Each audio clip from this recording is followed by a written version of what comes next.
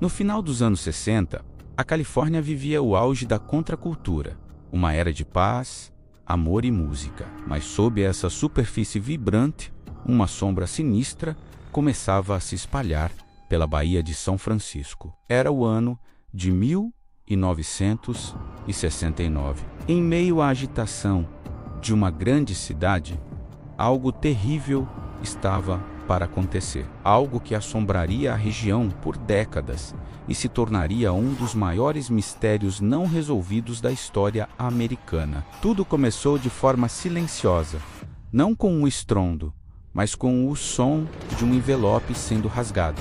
Jornais como o San Francisco Chronicle, o San Francisco Examiner e o Vallejo Times Herald receberam cartas idênticas.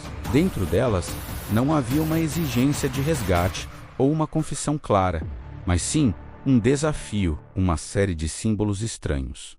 Um código que prometia revelar a identidade de um assassino. O remetente exigia que suas cifras fossem publicadas na primeira página.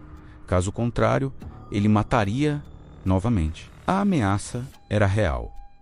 E o pânico começou a se instalar. A era da inocência estava prestes a terminar, dando lugar a uma era de medo. A polícia e a Polícia Federal norte-americana foram imediatamente acionados, mas encontrarão-se diante de um quebra-cabeça sem precedentes. Os melhores criptógrafos do país debruçaram-se sobre os símbolos, tentando encontrar um padrão, uma chave, qualquer coisa que pudesse levar a uma resposta. As cifras eram complexas, uma mistura de letras, números e símbolos astrológicos que pareciam ter sido criadas por uma mente brilhante e perturbada.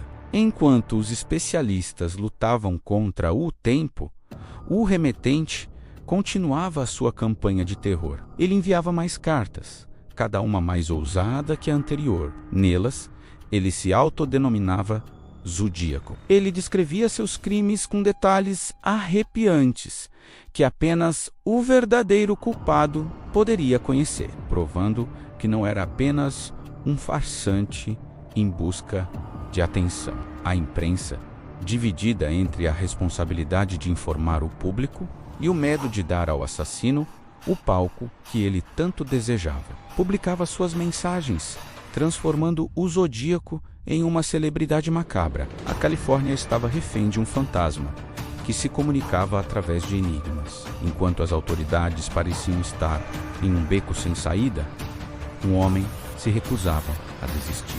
Paul Avery, um repórter investigativo do San Francisco Chronicle, tornou-se obcecado pelo caso. Avery não era um policial, mas tinha a tenacidade de um. Ele mergulhou de cabeça na investigação, passando noites em claro, conectando pontos que ninguém mais via. Ele revisitava as cenas dos crimes, entrevistava testemunhas e seguia pistas que a polícia havia descartado. Para Avery, o Zodíaco não era apenas uma manchete, era um inimigo pessoal. Ele acreditava que a chave para desmascarar o assassino não estava apenas nos códigos, mas nas entrelinhas de suas cartas, em sua psicologia, em sua necessidade desesperada por reconhecimento. Seu trabalho incansável começou a render frutos, aproximando-o perigosamente da verdade. Ele não sabia, mas sua dedicação o colocaria diretamente na mira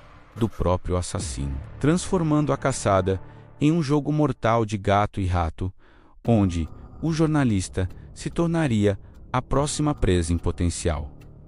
A tensão atingiu o seu ápice. O Zodíaco, sentindo que a investigação de Avery poderia representar uma ameaça real, mudou o foco. Ele começou a enviar cartas e cartões postais diretamente para o jornalista. As mensagens eram pessoais, provocadoras e assustadoras. Em um cartão de Halloween, o Zodíaco escreveu: "Você está condenado."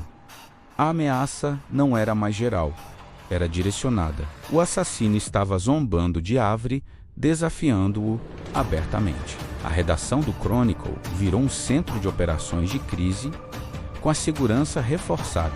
O próprio Avery, antes um repórter destemido, começou a andar armado.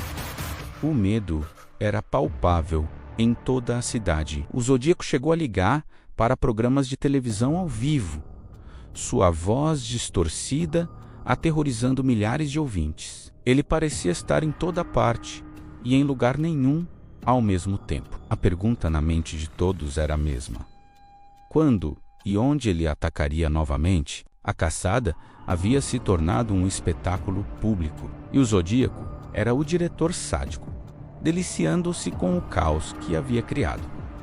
Então, tão subitamente quanto começou, tudo parou. As cartas se tornaram menos frequentes, até cessarem por completo. O Zodíaco, depois de aterrorizar a Califórnia por anos e reivindicar a autoria de dezenas de assassinatos, simplesmente desapareceu. Ele se dissolveu nas sombras, deixando para trás um rastro de dor, medo e um mistério que perdura até hoje. As investigações continuaram por anos, décadas. Dezenas de suspeitos foram investigados, desde excêntricos locais até figuras proeminentes. Teorias surgiram, livros foram escritos, filmes foram feitos. O código principal, o chamado Cifra 340, permaneceu indecifrável por mais de 50 anos, até que um grupo de cidadãos comuns, detetives amadores, finalmente o decifrou em 2020. Mas a mensagem decodificada não revelou seu nome. Em vez disso, continha mais provocações, afirmando que ele não tinha medo. O legado do Zodíaco não são apenas os crimes que ele cometeu, mas a sensação angustiante de que ele venceu o jogo. Ele criou um enigma perfeito e nunca foi pego. Sua identidade permanece como o maior segredo da história criminal americana. Um fantasma que ainda assombra a Califórnia. Um nome sussurrado sempre que se fala de um mistério sem solução. Quem era o Zodíaco? Talvez nunca saibamos. Se você se interessa por mistérios como este, não se esqueça de se inscrever no canal e ativar as notificações para não perder os próximos vídeos.